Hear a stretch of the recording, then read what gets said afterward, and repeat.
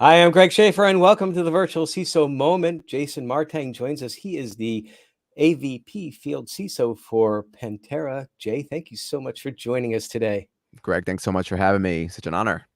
Oh, Looking I forward to it. appreciate that. I love your setup there, by the way. The sound baffle and good sounding microphone. Microphone is always the best. Good one to have is always the best thing. Sometimes people tell me that I have an excellent face for radio. I don't know, but that's just the way it is. I have to use that joke every now and then, right? Wow, it makes sense, and I appreciate it. Yeah, it's we got to get the good word out there, right, to all your listeners. So quality is important. Absolutely. Well, and starting on that good word, would like to hear about your path, and also when you get to the to where you're at today. Also, I don't know how many people know what a field CISO is. So definitely, when you get to that point, I want to talk about that a little bit more. But how did you get started in this wonderful world of cyber? Yeah, it's been about 14, almost 15 years. I grew up always as a kind of a nerdy computer kid, meaning I was always into computers and technology and math and science. I ended up going to college, Hofstra University in New York. If you couldn't hear from my accent, I'm a New Yorker. So I live in Los Angeles now, but yeah, and ended up majoring in computer science and then ended up working for a very large insurance company in the New York area right after school. And I always had an inclination to get into security. Security was always interesting to me, mainly because as a kid, my buddy in high school ended up sending me a phishing email. Unbeknownst to him, he was infected with something, sent me a phishing email. I thought it was him. I opened up the link and kaput went my computer, right? And ever since then, I was enamored with like, how does this stuff work, and why would people do that, and all of that. So while I was after college on my first job, I had the opportunity to start working in the cybersecurity realm as a sales engineer, and I've been doing that for about 14 years, working in the New York City area, the Mid Atlantic area, and then the West Coast, and working with many different technologies, mainly blue team defensive technologies. So, multi factor authentication, SIM, DLP, data loss prevention, endpoint detection and response, network detection and response. Then moved over to identity and did a little bit of privileged account management. And then ultimately, finally had this really cool opportunity to get to the other side of security, right? The red teaming side, the attacker's mindset, the offensive side of security, and joined Pantera at the end of 2020. And since then, gradually was working with the sales engineering team. I led the team there, and then recently stepped into this field CISO role. And my role here really is now doing this, having important conversations about risk mitigation, what has been successful in different industry verticals, because we all live in our own silos, our own niches, whether it's, oh, well, I'm in healthcare and I'm in retail or I'm in manufacturing. And yeah, there are absolutely differences when it comes to the industry verticals, but the common goal of wanting to mitigate that risk and the threats that are out there are the same, right? We all are facing the same thing. I don't think if you ask anybody are they afraid of ransomware, they're not going to say no. Of course they're going to say Mhm. yes, right? It's agnostic. So this role really is, of course, to help build community amongst CISOs and security practitioners in general, while at the same time advocating and explaining how the methods that I've seen in my tenure in the realm of security, what has worked, what has not worked, and of course how Pantera could potentially help all of our customers as well. So, do you, as field CISO, being an evangelist for security, do you go out and like give presentations, say to like local ISACA, ISSA chapter meetings, or do you go also to prospects and talk about risk management, or do you go to conferences and talk there to folks, or kind of a combination of all three? Uh, the answer is yes. Naturally, right, with me making this more of my day-to-day full time, I want to get very much more involved with the local communities. ISAC, ISSA. I'm an active present member of ISC Squared as well. Mhm. So I want to do a lot more of that, because that's where a lot of the good conversations are happening in person, face to face. And I much rather meet face to face, to be quite honest. It's just, I think you have more effective conversations that way, and ideas and light bulbs go off. And at the same time, I'm still very much at conferences and still very much working with our clients and customers, because that's where my passion lies as well, right? It lies with helping folks. It's funny because I mentioned long ago, if this is kind of like security is like two things. It's like insurance. It's almost like medicine too. You have to figure out what the issue is and then prescribe a solution. And luckily, or maybe unluckily, in the realm of cybersecurity, there are so many solutions out there. Finding the right one and finding a strategy that works is not always black and white. There's a lot of gray, and there's a lot of, well, it depends based on your business. Well, and I think that one of the things you said about being in person is so important. We all lived through the COVID phase, and God willing, we're never going to have to do something like that again. I mean, we learned a lot though, and certainly changed the way, in some ways, how people work forever. But one of the things I think a lot of people learned is that in-person networking and face-to-face contact really is so much more important than just over this. And talking about the chapter meetings, I was just recently at an Osaka meeting. I've been a part of ISSA and ISC squared for years, but I just never joined Osaka until recently. I don't know why, I just never got around to it. Same But here. anyway, was at an Osaka meeting. And so, yeah, kind of the same format where a professional came up, that not so much of a sales talk per se, but yes, they do have a solution, but really dug in. This particular one was about reverse engineering malware. But it's a perfect world. You've got the face-to-face with the person there. You're all talking security. You're networking with your peers that are local, which is so important. And I guess I never realized the term. I've heard the term field CISO before, and I never really knew exactly what it was. So, and if I was the only one that didn't know what it was, then shame on me. But I'm kind of hoping that maybe other people didn't know the term that well either. So I'm glad that you explained that. And I'm sure that with all the exposure that you have, that certainly you come across a lot of different situations, including most likely small and mid-sized businesses. A lot of times, some of the threats they deal with are the same or similar as larger organizations. Sometimes they're a little bit different. What would you say right now, just from your point of view, are a couple of the major threats to small and mid-sized businesses from a cybersecurity or an InfoSec standpoint today?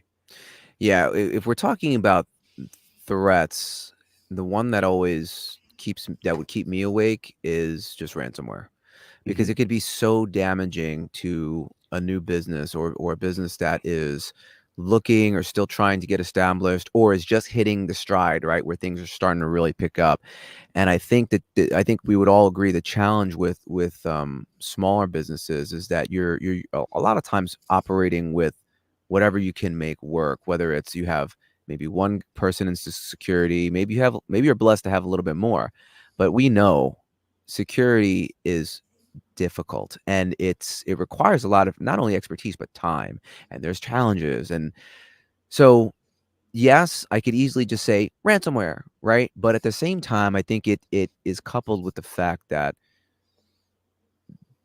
businesses and security practitioners also need to understand that that's just the means to the end. And if I'm a threat actor and my objective is to, lock you out and then charge you 1,000,000 Bitcoin or whatever, there are a series of things and steps that I need to take before I can actually hit that button. And identifying those steps, as well as the threat actors potentially, meaning, am I at risk of just crossing the perimeter, someone crossing the perimeter and taking that data and selling it to somebody else? It's identifying those risks and mitigating them earlier on. That is, I think, the biggest challenge, either due to uh, lack of talent, lack of funds, or just not knowing what you don't know, the unknown unknowns, right? The things that you just have not identified and go, oh my gosh, I didn't even think about that. And now their threat actors are leveraging that. That is what I've seen be the biggest challenge, which is why I'm such an advocate in general for security validation, right? It's what we do here at Pantera, is validating security controls and enabling anybody, right, our customers and clients, to think like the attacker and actually hack themselves, right? Go hack yourself, right? It's something that we've kind of we've coined here amongst ourselves, and it's really empowering, because when you look through the lens of the attacker, you can perceive risk from that perspective and then mitigate it accordingly. Okay, you used a very interesting term there. You said validate security controls. I am guessing that you don't mean like a traditional auditor coming in and doing like a SOC 2 audit or something like that. You mean doing some sort of testing in a way. What are you actually testing? What are you validating, and how does that process work? Yeah. So typically this was done through penetration testing. Okay, Hmm. and it's still done that way, but the challenge that comes along with that is if you again don't have the luxury or the if you're not blessed enough to have the talent in house or the funds, you're going to a third party to do that, which means you have to engage someone. You don't know, it will be maybe a 2 week engagement. So of course it costs money, it costs time, and then you have to give these folks a little bit of time to actually generate a report. Now you have this report of, okay, we did a pen test at the end of January. Well, think about the dynamic nature of the environment. The environment's always changing. Hmm. So if I onboard new identities or I onboard new technology or I change my policies, my processes or my policies, that could fundamentally change my risk posture. So what was once done a month ago may be different and probably is different. So the continuous nature of security validation is advocating for the fact that you need to run these tests and these assessments continuously, whatever the appetite is, to get a pulse on, are we okay? Are we okay? So for example, um, I implemented I just brought or purchased an EDR tool. Cool. Do I know it's working? And if I'm using their managed third party service to respond to alerts, what is their SLA?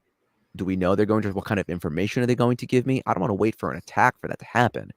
So what we do here is we allow our customers to actually run um, automated penetration tests in a safe manner, to, for example, say, all right, I want to attack this workstation over here, and I want to see if I, uh, exploit this machine. Is there information that's present that would allow lateral movement into other machines, or in a worse scenario, lateral movement or vertical movement into a different tier of an asset, to a server or into the cloud or wherever? So I don't know if that answers your question, but that's what I advocate for, because until you're actually testing like the attackers actually would, you don't know if the security and all the efforts that you've put in, if it's actually working right. I mean, think about it this way, right? You back up information.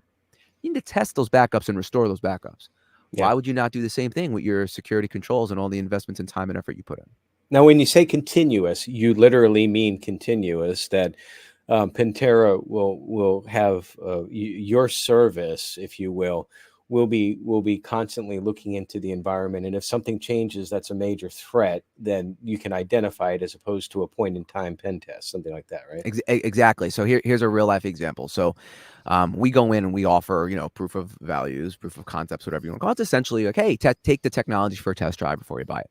So we go in and we never know what we're going to see. Every environment's different. It's kind of a roll of the dice. It makes, the engineer's jobs pretty fun. So we bring in our software, we plug it in, and then we run. Say, give us a range of IPs and let's take a test. And there have been multiple things that we've found. We've found areas where EDR was just not rolled out on machines because someone changed a gold image and it was conflicting with the agent. So the agent never started and they had no idea. All of a sudden, Pantera's out there dropping payloads and exploiting machines and taking credentials, moving laterally. How did this all start? Well, because AV wasn't on there. We've also seen situations where that has happened, but AV was present, but the policies were in monitor mode. So you have Mm. technology, but it's not implemented in the right way because of a policy. So remember, it's not black or white. There's a lot of gray area. And it's these misconfigurations in conjunction and combined with potential vulnerabilities, et cetera, that make this challenge so hard. But it's exactly what attackers are going to take control of and start manipulating to start moving around the environment. So we want all of our customers to be proactive with security, start thinking like the attacker. And that's where, if you're familiar with this new the new exposure management strategy, that's what this is all about, is really just making sure that you're continually testing, continually drilling to make sure that all the things you've had in place are actually working correctly. I'm going to make another analogy, and I know you'll probably appreciate this, at least from the physical health standpoint. Um, At some point in time, I realized that I had developed what they call preatrial contractions, PACs. It's a fairly common thing, particularly as you get older. It's really not an issue, except for that it can lead to AFib, and AFib Oh, can become something. It increases the risk of stroke. And for those who don't know, a PAC basically is an ectopic beat or an external beat of the upper chambers of the heart. It's just an extra beat. So it's just like, and then the heart resets. It feels like a little flutter. It's not a big deal. But one of the cool things about these little things that we wear on our wrists, they can monitor your heart stuff. And so at one point in time last year, I received an AFib alert, first and only one I ever got. And I was able, because of that, I was able to identify what the triggers were for that the day before. I had already had an idea, not getting enough sleep, not hydrating, alcohol, that sort of thing. But that continuous monitoring brought to light something which wasn't really a critical issue at the time, but could be, as opposed to like you go to a doctor, which would be like a once a year pen test. You go to the doctor, you take an EKG, oh, everything looks fine, but you're not continuously monitoring here. Same thing with the health of your network. It's like in the health of your infrastructure, if you're able to continually monitoring, am I going down the right path? Is that the concept that we're talking about here? yeah, that's exactly right. It's funny that you mention it. I don't wear a smartwatch. I just like regular traditional old school type of watches. But the same thing happened to my father, where he was wearing his smartwatch and it started to beep or whatever. It turns out, oh yeah, he's AFib, right? Now, your analogy is very interesting because you brought up, hey, I have this condition, but this condition could lead to AFib, which could, right? And it's the same thing. There are variables in the environment that when combined together can lead to massive exposure. Mm-hmm. And that's exactly, so to answer your question, yes, you are correct. And it's the identification of those things as they either arise or just to make sure and say, no, we're still good, we're still good. Look, an ounce of prevention is worth a pound of cure. Mm-hmm. That's the bottom line, and that's what I'm advocating for, and a lot of others folks who advocate for continuous security validation. That's what our aim and our goal is. And I think another analogy, because I happen to be just on an analogy kick, I guess. I always like to ask the question, well, why does an airplane crash? And somebody will come back and joke because, it hit the ground. It's like, okay, I get that. But what are the causes beforehand? And sometimes someone will say, well, the engine lost power. And so it crashed. Well, yeah, that's why it crashed, but not why. What happened beforehand? Well, the engine lost power because they ran out of fuel, because they were in a hurry to get home and they didn't want to stop and pick up gas, and they encountered some headwinds on the way, those sorts of things. The point that I'm making is that usually also with a breach, there's not like some magical thing. It's like all of a sudden somebody comes in, it's like, boom, hey, I got the keys to the kingdom. No, it's a one after another, after another, after another. So the more that you can have, I am a huge fan of getting as much intel and being actionable on it, to prevent something from happening, or at least understanding the environment. Because if you understand the environment and understand the as is, the baseline, then you have a much better way of being able to indicate when something else has gone wrong. Yeah, I thought you were going to get philosophical on me and talk about determinism and cause and effect, but it because that's where you were going. I was like, oh yeah, we can go down a rat hole here, right? Or the rabbit No, hole. we only got But about 25 minutes. yeah, but no, I completely agree, and I think that again, by being proactive and looking for things earlier before they start, right, is a great way to mitigate risk downstream or down the intrusion kill chain, however you want to call it. But in order to do that, you need to do the testing, and again, cause and in order to do that, you might need to have the talent, or you might need to have the funds in order to do that, et cetera. So um, why I advocate and why I love working where I work here at Pantera is that this is something completely new, right? This isn't like you're a firewall or an EDR. Never before have security practitioners had the ability to have automated software that will run, penetration tests and move lateral in the infrastructure that never really existed before, and now we do, have that, and we've helped a lot of customers. We have over like 800 customers worldwide at this point. Hmm. So it's been very interesting. I've been here for 3 years. It's been very interesting to be part of this journey and watch, as the word gets out, right, and it starts to spread. Well, one of the features, if you will, about being in cyber, and I think it's probably true in just about any job related within cyber, some more so than others, but it can be a pretty stressful field because you always seem to be climbing uphill and fighting a battle against folks you can't see, that sort of stuff. It's never ending. And there's such a problem with burnout, mental health issues in cyber and all of that. And I'm a huge advocate that folks need to get away from the stresses, do something. I mean, even like even a short term thing, like right before doing this podcast, I went out and walked around the building for about 15 minutes, up and down stairs and this and that, just to at least get the blood flow and going to all that. Of course, that's not really a big well, it is kind of a hobby, but that's another story. But what's one of the things you do to get away from the stresses of cyber and decompress? I do many things. I know. So you know, it meaning, so my biggest outlet is just the physical fitness of things. So I train pretty heavily in the gym. You know, the pole bodybuilding hobby is there. So I'm in the gym, and when I'm not traveling, right, and that's a whole separate issue, right? When I'm not traveling, I try and be in the gym at least 6 days a week. At the same time, I also do cardio 4 to 5 times a week. I picked up spin class about 6 months ago. It's insane.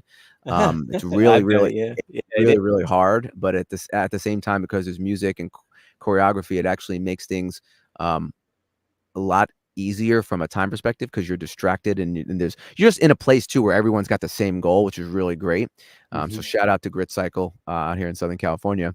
And I also am a martial artist. I'm a Wing Chun practitioner. Oh. So I use that to also just make sure that I'm ready. I'm ready to defend myself. And again, I grew up in New York. I live in LA. So I mean, and you can't tell on your video, but I'm not a big guy either. I'm a short guy, right? So I think it's important though, and it's relevant to the topic of security because again, I train self defense to make sure that I'm ready in case I ever get attacked. At this, so what do we do? Well, we practice and then we drill. We have to run through those drills. So I know if I'm fighting someone who's 5'10" versus someone who's 5'6", there's a difference.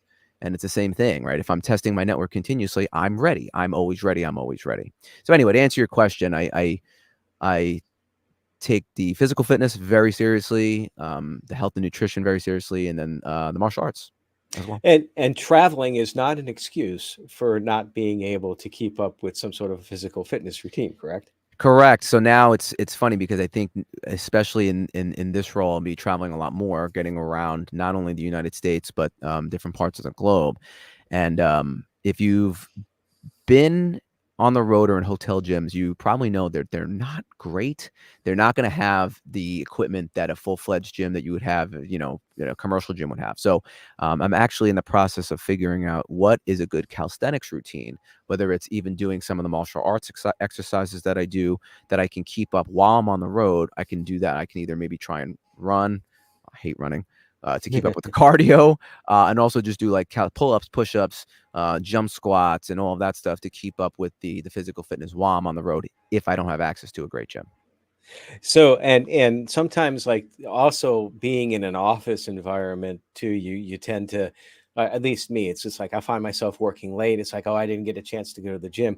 But this gives me the opportunity I'm not paid to do this, but to just show something that I picked up that I absolutely love. You may have heard of these things. This is the Max Pro.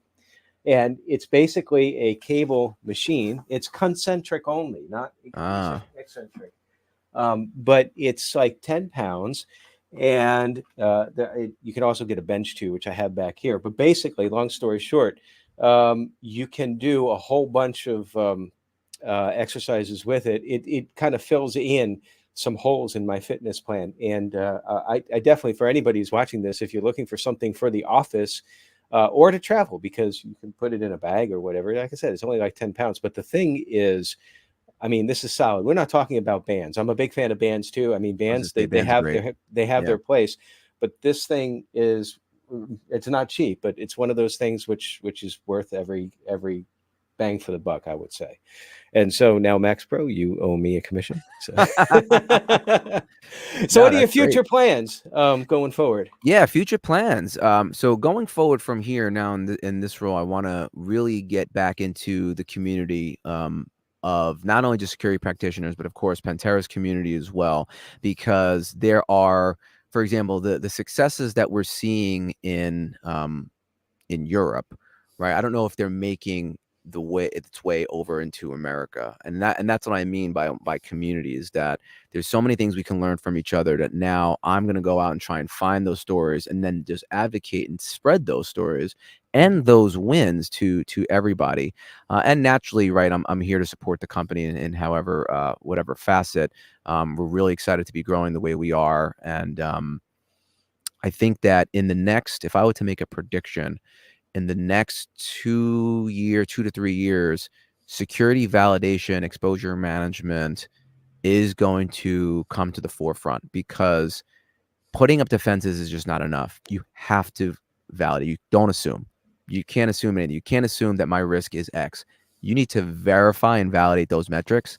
And that's going to happen more and more, almost up to the point where I think it'll start to proliferate, and it'll become a thing, and say, yeah, this is how we're validating. This is how we're validating. We are seeing it already in large organizations.